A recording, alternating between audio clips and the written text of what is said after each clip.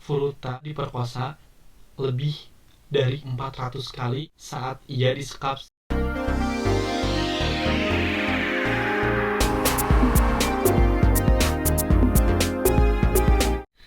Assalamualaikum warahmatullahi wabarakatuh. Halo teman-teman semuanya, saya Randy Muhammad Nugraha. Seperti biasa, saya akan menemani waktu Anda selama beberapa menit ke depan. Baik, sebelum kita mulai ke video pembahasan, jangan lupa seperti biasa, di subscribe dulu channel ini, like, dan share ke semua sosial media yang kalian punya. Pada kali ini, saya akan membahas tentang gadis cantik asal Jepang, yaitu yang bernama Junko Furuta. Junko Furuta ini gadis yang sangat populer sekali pada masanya, dan juga sangat populer sekali di sekolahnya di SMA Yashio Minami. Karena kecantikannya, banyak orang yang iri terhadap Junko Furuta ini, dan bukan hanya iri guys, tapi karena kecantikannya juga ia harus mengalami kisah tragis yang sangat tidak bisa dilupakan oleh semua orang. Kisah tragisnya ini adalah Junko Furuta harus mengalami korban penculikan, penyiksaan, pemerkosaan, dan pembunuhan oleh gangster dari negara Jepang, yaitu Yakuza. Baik guys, kasus ini terjadi pada akhir tahun 1980-an dengan nama kasus pembunuhan gadis SMA terbungkus beton. Kenapa kasus ini dinamakan pembunuhan gadis SMA terbungkus beton? Karena Junko Furuta ini ketika ditemukan sudah berada di dalam drum yang isinya ratusan liter semen guys. Furuta ini lahir pada tanggal 22 November 1971 guys. Dia tinggal bersama orang tua, kakak, dan adik laki-lakinya. Dan Furuta ini kesibukannya bukan hanya sekolah guys, tapi setelah dia pulang sekolah, dia selalu bekerja paruh waktu hingga petang. Awal mula terjadinya kisah tragis ini guys, karena adanya satu orang lelaki yang tertarik pada gadis cantik ini, yaitu Junko Furuta, dan laki-laki tersebut ini namanya Hiroshi Miyano. Singkat cerita guys tentang Hiroshi Miyano.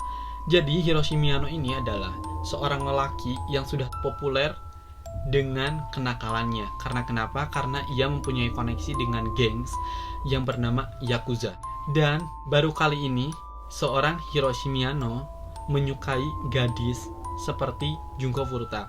Karena biasanya ia tertarik terhadap gadis-gadis yang nakal, seperti halayaknya Hiroshi Miyano. Suatu hari, Miyano ini menyatakan cintanya terhadap Furuta. Namun, Furuta menolak cintanya Miyano dengan alasan ia tak berminat berpacaran. Dan baru pada saat itu juga, seorang Miyano dapat penolakan dari orang. Karena biasanya, orang-orang akan selalu menuruti apa yang Miyano mau, karena dengan alasan takut terhadap gengs Yakuzanya. Dan penolakan dari Furuta ini sangat amat membuat Miyano marah besar. Dan pada saat itulah neraka untuk Junko Furuta dimulai. Dan kejadiannya itu ketika pada tanggal 25 November 1988 guys.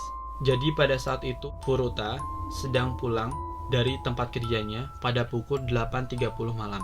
Nah, sayangnya si Miyano ini dengan salah satu temannya, yaitu Nobuhiro Minato, sedang berkeliaran di Misato untuk merampok dan memperkosa wanita lokal. Mereka ternyata melihat Furuta yang sedang mengendarai sepedanya guys. Nah, dari situ si Miyano ini menyuruh Minato untuk menendang sepeda Furuta, dan akhirnya Furuta pun terjatuh. Setelah menendang itu, si Minato langsunglah kabur guys. Dan sementara si Miyano datang berpura-pura untuk memberikan bantuan kepada Furuta. Lalu Furuta maulah menerima bantuan dari si Miyano ini. Namun ternyata si Miyano ini membawa Furuta untuk menuju ke bekas gudang yang tidak jauh lokasinya dari jatuhnya sepeda si Furuta ini.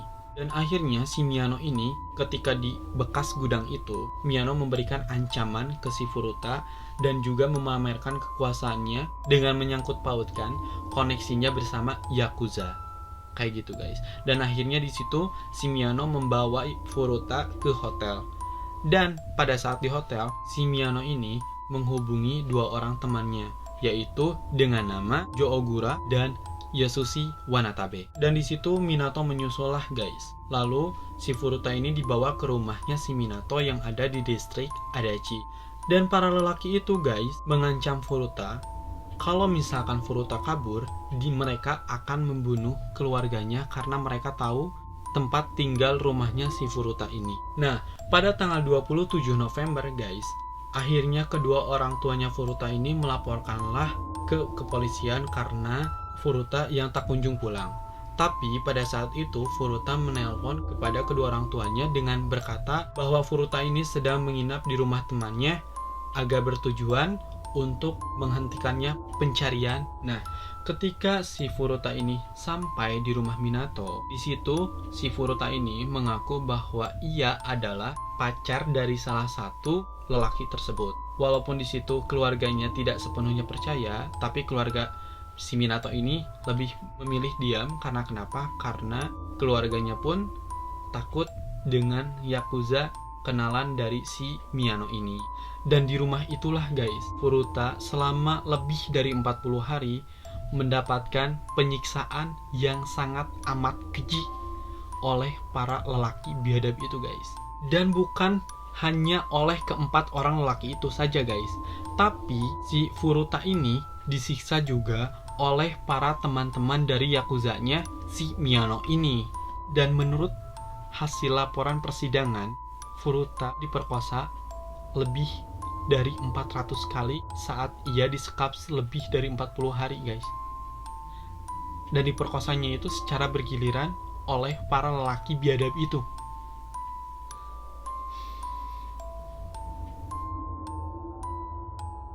Dan selain daripada itu juga ya, si Furuta ini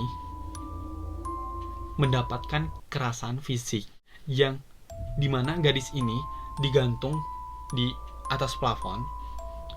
Lalu si perutnya itu seringkali dipukuli oleh barbel dan dihantam juga oleh barbel guys. Wanita coy dipukuli terus dihantam pakai barbel di bagian perutnya. Cowok aja itu pasti udah gak tau lah itu bakalan hidup atau enggak.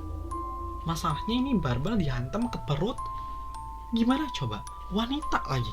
Dan di artikel ini juga guys, ternyata si Furuta ini dibuat kelaparan lah oleh para lelaki yang amat sangat keji ini.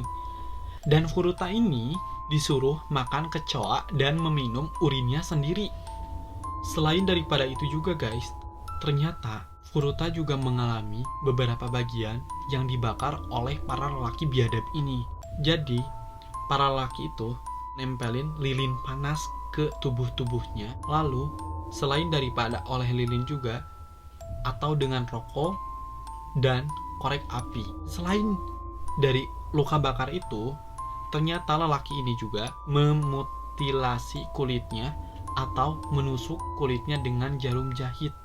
Dalam keadaan kondisi brutal ini guys, ternyata Furuta dipaksa untuk bermasturbasi di depan para lelaki biadab itu. Lalu, benda-benda asing pun dimasukkanlah ke dalam kemaluan Furuta ini dan ke anusnya sampai Furuta mengalami pendarahan yang sangat hebat. Akhirnya, ketika kurang lebih 16 hari, ternyata ada salah seorang yang melaporkan kepada pihak polisian untuk memeriksa rumah Minato ini. Tapi pada saat pelaporan tersebut, polisi tidak melihat adanya gadis yang berada di rumah Minato itu. Ternyata si polisi ini sebenarnya tidak memeriksa betul keadaan rumah Minato di dalamnya. Dan akhirnya polisi tersebut dapat kabar bahwa mereka dipecat. Lalu guys, pada Desember 1988, setelah penyekapan lebih dari 1 bulan, Furuta mencoba untuk menelpon pihak kepolisian. Namun, pada saat akan menelpon, dia diketahui oleh si Minato. Lalu Furuta ini dihukumlah kembali oleh lelaki yang biadab itu.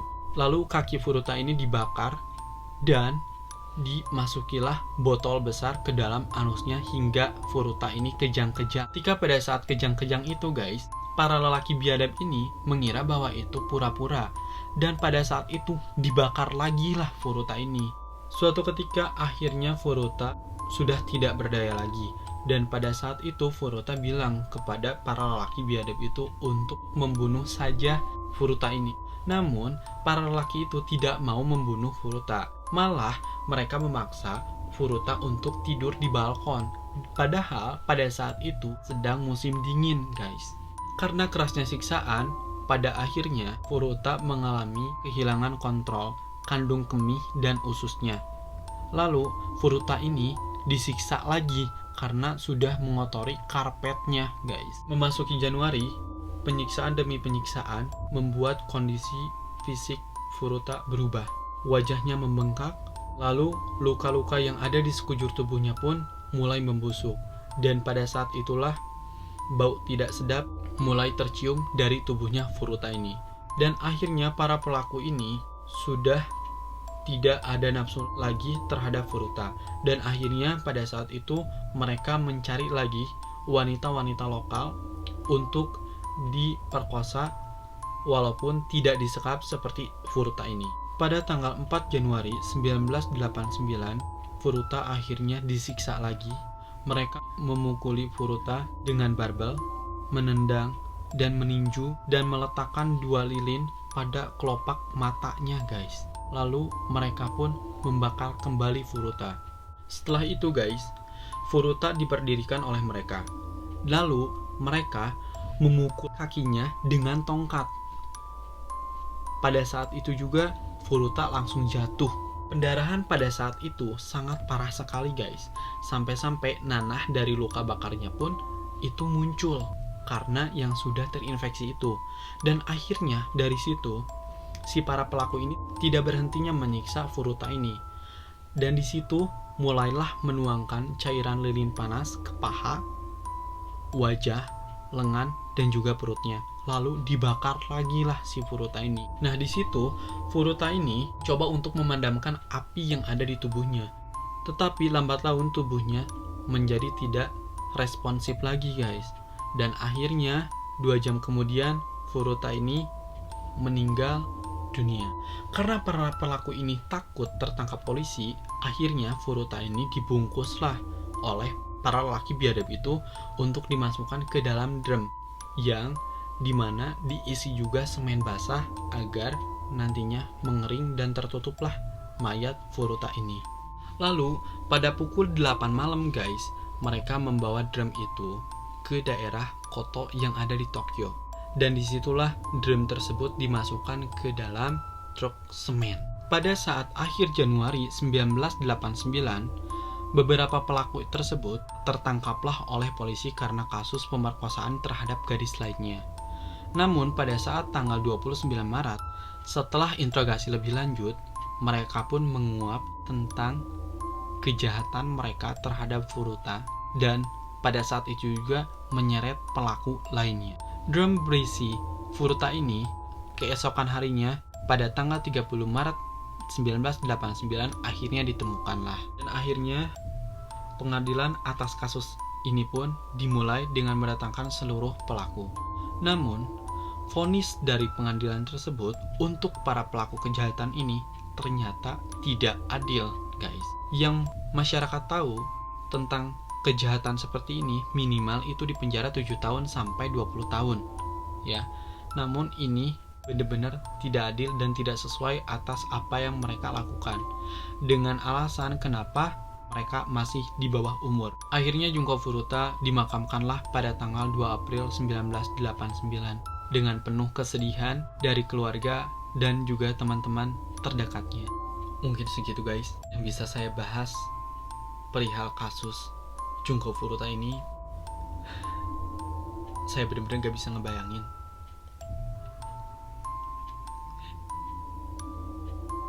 betapa sakitnya Junko Furuta disekap selama 40 hari lebih dan mendapatkan siksaan yang benar-benar amat kejam sekali dari orang-orang yang keji seperti itu. Dan mudah-mudahan kita semua dapat terlindungi dari kasus-kasus seperti itu. Dan untuk kita semua tentunya, ayo benahi diri kita untuk menjadi lebih baik lagi. Dan jangan sampai kita menghancurkan kehidupan seseorang dengan perilaku kita. Mungkin segitu yang bisa saya sampaikan, dan untuk kalian yang menyukai video ini bisa di like, dan untuk kalian tolong support juga channel ini dengan cara subscribe dan share ke semua sosial media yang kalian punya. Lalu jangan lupa untuk menyalakan lonceng pada channel ini agar video-video selanjutnya kalian bisa menjadi penonton pertama pada channel saya. Wabillahi taufiq walhidayah. Wassalamualaikum warahmatullahi wabarakatuh.